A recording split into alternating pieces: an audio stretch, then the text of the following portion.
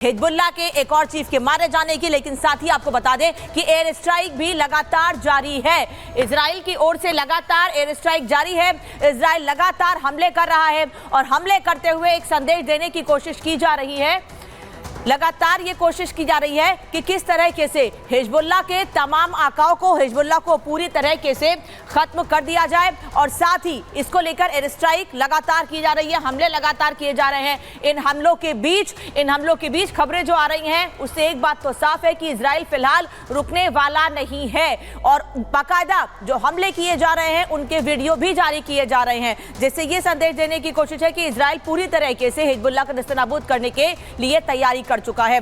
अब आपको बता देते हैं कि हिजबुल्लाह का नया चीफ भी ढेर कर दिया गया है। हाशिम सफीदीन को भी इजराइल ने मार गिराया है। अभी करीब 10 दिन पहले, 10 दिन भी नहीं हुआ है बल्कि नसरुल्लाह को मार गिराया गया था और उसके 24 घंटे के भीतर उसके भाई को कमान दी गई थी, उसको भी मार गिराया है। बेरूत के दरिया में मार गिराया है हाशिम सफीदीन को।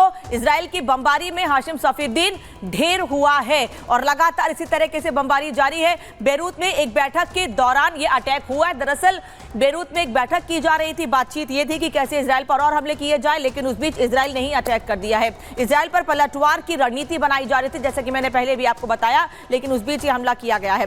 इस बैठक के दौरान ही इजरायली सेना की बमबारी हुई और बाकायदा उस इमारत पर जहां पर यह बैठक हो रही थी वहां पर ये बमबारी की गई। नसरुल्लाह की मौत के बाद हिजबुल्लाह चीफ एक और जिसको कमान दी गई थी हिजबुल्लाह को और मजबूत करने की, उसको भी मार गिराया गया है। नया चीफ बनने के 7 दिन के बाद हाशिम को ढेर कर दिया गया है। हाशिम सफीदीन जो कि नसरुल्लाह का चचेरा भाई था, उसको भी मार गिराया गया है। हिजबुल्लाह की जिम्मेदारी उस पर थी अब, लेकिन इजराइल ने सफीदीन को भी मार गिराया है। अब हिजबुल्लाह धीरे धीरे करके तबाह हो रहा है। जिस भी नए व्यक्ति को हिजबुल्लाह को मजबूत करने की जिम्मेदारी दी जाएगी उसको इजराइल ऐसे ही खत्म कर देगा और आने वाले समय में इजराइल के हमले और तेज होंगे, इस बात से इनकार नहीं किया जा सकता है। आपको बता दें कि 1982 में लेबनान में हिजबुल्लाह का गठन किया गया था। हिजबुल्लाह को मजबूत करने का काम लगातार ईरान की ओर से किया जा रहा है। इसके अलावा अब्बास मुसावी हिजबुल्लाह का पहला चीफ बना था, उसके बाद नसरुल्लाह को कमान दी गई थी और अभी एक हफ्ते के पहले करीब हाशिम सफीदीन जो कि हिजबुल्लाह के पुराने चीफ का भाई था, उसको भी मार गिराया गया है। तो लगातार बैक टू बैक इजराइल के हमले में एक तरफ हिजबुल्लाह को नुकसान हो रहा है, लेकिन हिजबुल्लाह के दावे है कि हम भी इजराइल को लगातार हमले करके जवाब दे रहे हैं। इस रिपोर्ट को देखिए कि कैसे लगातार इजराइल की ओर से हिजबुल्लाह पर हमले किए जा रहे हैं, लेकिन हिजबुल्लाह भी शांत नहीं है। इजराइल के ठिकानों, इजराइल में अलग अलग जगहों पर हमले हो रहे हैं, लेकिन नुकसान ज्यादा हिजबुल्लाह को हो रहा है।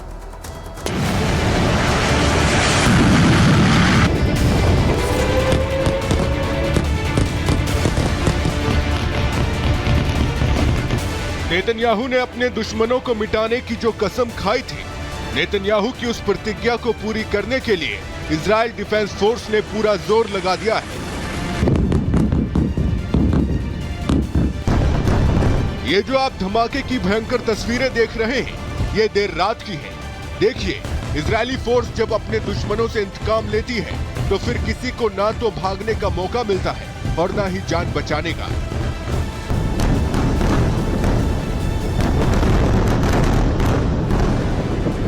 देर रात जब इजराइल के लड़ाकू विमान बेरूत में घुसे और मिसाइलें गरजी तो पूरा का पूरा लेबनान दहल उठा।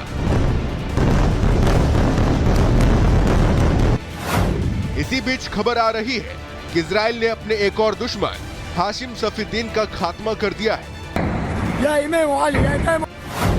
ये हाशिम सफीदीन कोई और नहीं बल्कि नसरुल्लाह का चचेरा भाई बताया जा रहा है। बताया जा रहा है कि नसरुल्लाह की मौत के बाद हाशिम सफीदीन को ही हसन नसरुल्लाह का उत्तराधिकारी बनाया जा सकता था और तो और नसरुल्लाह की मौत के बाद आतंकी संगठन हिजबुल्लाह के महासचिव के रूप में हाशिम सफीदीन को ही नियुक्त किया जाना था। लेकिन हाशिम सफीदीन इजराइल के लिए कोई खतरा पैदा कर पाता, नसरुल्लाह की मौत का इंतकाम ले पाता, इजराइल ने उसी के घर में घुसकर उसे मिट्टी में मिला दिया। इजराइल ने उसे ऐसी मौत दी कि आतंकी संगठन हिजबुल्लाह के पास सिवाय आंसू बहाने के कुछ नहीं बचा। हाशिम सफीदीन की मौत इजराइल के लिए इसलिए भी जरूरी हो गई थी क्योंकि हाशिम सफीदीन की गिनती नसरुल्लाह और नईम कासिम के बाद हिजबुल्लाह के टॉप 3 नेताओं में होती थी। हाशिम आतंकी संगठन हिजबुल्लाह की जिहाद परिषद का सदस्य भी था और हिजबुल्लाह के राजनीतिक मामलों में बड़ी भूमिका निभाता था। और तो और हाशिम सफीउद्दीन को 2017 में अमेरिका ने आतंकवादी भी घोषित किया था और इसलिए हाशिम सफीउद्दीन का मारा जाना इजराइल के निर्दोष लोगों के लिए एक बहुत बड़ी राहत की बात है। Bureau report, Republic Bharat. और इसी बीच एक बड़ी खबर आपको बता दें, मिडिल ईस्ट में तनाव को लेकर भारत सरकार अलर्ट मोड पर है। इसी को लेकर सुरक्षा परिषद की एक बैठक हुई। बैठक में नरेंद्र मोदी की मौजूदगी थी और लगातार आपको बता दें इस विषय पर चर्चा हुई है। ये बड़ी खबर आपको बता रहे हैं, मिडिल ईस्ट में तनाव पर भारत सरकार अलर्ट। कल कैबिनेट सुरक्षा परिषद की बैठक हुई। सीसीएस की बैठक में पीएम मोदी शामिल हुए। सीसीएस में मिडिल ईस्ट के हालात पर चर्चा भी हुई। तेल की सप्लाई और लाल सागर पर भी चर्चा हुई। सूत्रों के हवाले से ये जानकारी मिल रही है। ये बड़ी खबर आपको बता रहे हैं, भारत सरकार भी अलर्ट मोड पर है। मिडिल ईस्ट में जो लगातार तनाव बढ़ता जा रहा है, इसको लेकर बीते दिन सुरक्षा परिषद की बैठक होती है जिसमें प्रधानमंत्री नरेंद्र मोदी की मौजूदगी देखी गई। आपको बता दें चर्चा लगातार चलती रही इसी मुद्दे पर, यानी कि मिडिल ईस्ट के ताजा हालात के ऊपर। साथ ही तेल की सप्लाई और लाल सागर पर भी चर्चा हुई। ये बड़ी खबर आपको बता रहे हैं, तो बड़ी जानकारी आपको दे रहे हैं। देखिए, मिडिल ईस्ट में लगातार तनाव बढ़ता जा रहा है। ऐसे में थर्ड वर्ल्ड वॉर की आशंका भी व्यक्त की जा रही है। स्थिति लगातार तनावपूर्ण बनी हुई है और ऐसे में भारत सरकार भी अलर्ट मोड पर है। देखिए, लगातार आपको जानकारी हम दे रहे हैं, लेकिन इस वक्त हमारे साथ आपको बता दें रक्षा विशेषज्ञ जुड़े हुए हैं। यूके देवनाथ जी हमारे साथ है, कर्नल शैलेंद्र जी हमारे साथ है, मेजर जनरल संजय मैस्टन जी भी हमारे साथ है। आप सभी का रिपब्लिक भारत में बहुत बहुत स्वागत है। लेकिन सबसे पहले यूके देवनाथ जी, सवाल आपसे। हम देख रहे हैं यहाँ पर इजराइल की तरफ से हमास का खात्मा किया जा चुका है, हिजबुल्लाह का खात्मा किया जा रहा है, हुती विद्रोहियों को लेकर के भी लगातार रणनीति बनाई जा रही है। लेकिन अब ईरान की एंट्री भी हो चुकी है। किस तरह से नुकसान यहाँ पर ना सिर्फ इन देशों का बल्कि बाकी देशों पर भी इसका इम्पैक्ट पड़ रहा है, क्योंकि ऑयल रिफाइनरी को लेकर भी खबर सामने आ रही है कि उसको लेकर के भी अमेरिका और इजराइल की भी चर्चा हुई है। जी हाँ, आप देखेंगे कि इस युद्ध का जो असर है वो पूरे दुनिया पे पड़ रहा है। पहली बात तो है कच्चे तेल की जो कीमतें हैं वो 5% 10% बढ़ गई हैं। दूसरी बात यह है कि दुनिया भर में जितने स्टॉक्स एक मार्केट है वो क्रैश होने के कगार पर खड़ा है। तीसरी बात आपने देखा भारत में भी इसका असर हुआ है। प्रधानमंत्री मोदी जी ने कल इसीलिए बहुत ही स्ट्रेटेजिकली इंपॉर्टेंट सीसीएस कमेटी का अध्यक्षता में एक मीटिंग हुई। सबसे बड़ी बात जो भारत के लिए प्रेजेंटली कल मीटिंग में डिस्कस हुई, नंबर 1, क्या गल्फ में वहाँ पर जो हमारे भारतीय काम कर रहे हैं प्रवासी भारतीय, क्या उनको वापस भारत में लाना चाहिए या उनको वहाँ से सुरक्षित निकाल के पड़ोस के किसी देश में भेजना चाहिए। इंडियन एयरफोर्स की जो एयरलिफ्ट जहाज हैं C-17 उनको तैयार रखने के लिए आदेश दे दिए गए हैं। एक और चीज़ कल की मीटिंग में जो है कि हमारे देश में अगर कच्चे तेल की कमी है तो क्या हमारे देश में इसका कोई प्रभाव पड़ेगा। तो मैं दर्शकों को बता दूं कि भारत जो है किसी भी समय स्ट्रैटेजिक पॉलिसी के तहत 3 महीने का कच्चा तेल भंडारण बना के रखता है, जिसके बड़े बड़े भंडार हमने विगत 10 साल में बना लिए हैं, बॉम्बे में, चेन्नई में, तिरुवनंतपुरम और वाइजैक में।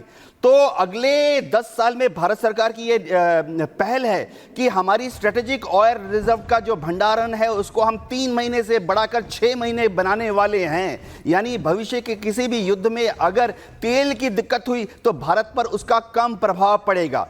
एक और चीज जो कल सबसे बड़ी अहम इस मीटिंग में हुई कि भारत की जो शिपिंग लेन्स हैं, हमारे जो भारत सरकार और भारत की जो प्राइवेट शिपिंग एजेंसीज हैं, क्या हमारे कोई शिप्स लाल सागर में या पर्शियन गल्फ में फंसे हुए हैं तो आगे क्या कार्रवाई होनी चाहिए। शिपिंग मिनिस्ट्री को बहुत क्लियर ऑर्डर दे दिए गए हैं। जी कर्नल सिंह, एक चीज आपसे और मैं समझना चाहूंगी कि सफीउद्दीन को मार गिराया गया, खबर चली रही है लगातार 7 दिन के भीतर मार गिराया गया है। अब बौखलाहट और ज्यादा होगी। सफीउद्दीन को मार गिराना, 7 दिन पहले नसरुल्लाह को मार गिराना, ईरान ने नसरुल्लाह का बदला ले लिया कह दिया है। अब सफीउद्दीन को लेकर नए चैलेंजेस, नए तरह से हमले। अगर आप पिछले 1 साल में इजराइल का एटीट्यूड देखें टेररिज्म से लड़ाई के बारे में तो आप देखेंगे कि बहुत फर्क आ गया है। अब ये हमास वाली लड़ाई नहीं है कि आप एक तरफ से स्टार्ट करें, झाड़ू लगाते जाएं और लोगों को सफाया करते जाएं।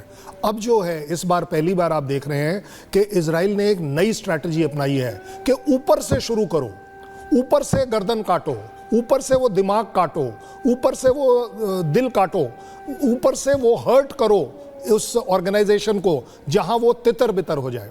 आज की तारीख में वेदर नसरुल्लाह, चाहे हानिया, चाहे अब आप हाशिम की बात कर लें, these are only names now, it doesn't matter. लेकिन व्हाट मैटर्स इज कि आप टॉप हायरार्की खत्म कर रहे हो, सेकंड रिंग को थ्रेटन कर रहे हो, थर्ड रिंग को डिस्करेज कर रहे हो कि तू ऊपर आएगा तो तेरा भी यही हाल होगा।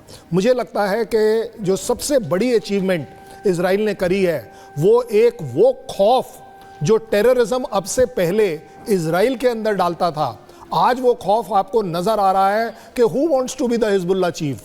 क्या इस समय कोई चाहेगा कि वो हमास का चीफ रहे?